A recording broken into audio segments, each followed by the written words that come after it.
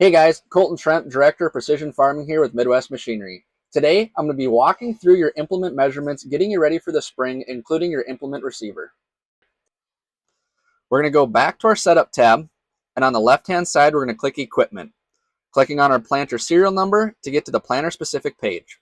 First off, verify that your connection type is correct, and if we're using something that has a pivoting 3-point, the machine we have behind us right now is a 1775, verify that the pivot offset is entered in. Verify that the row spacing and number of rows is correct, as well as the overall dimensions and center of rotation. Reminder that any measurement needs to be taken with the planter set down as if it were planting in the ground. Work point needs to be measured back to where the seed is dropped, again with the implement down and in the ground.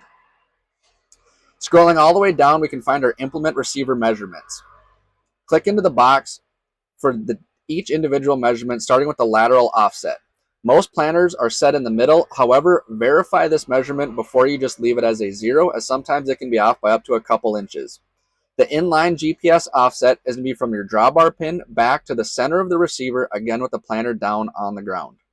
GPS height is from the ground up to the green and yellow separation point on a 6,000 or a 7,000 receiver.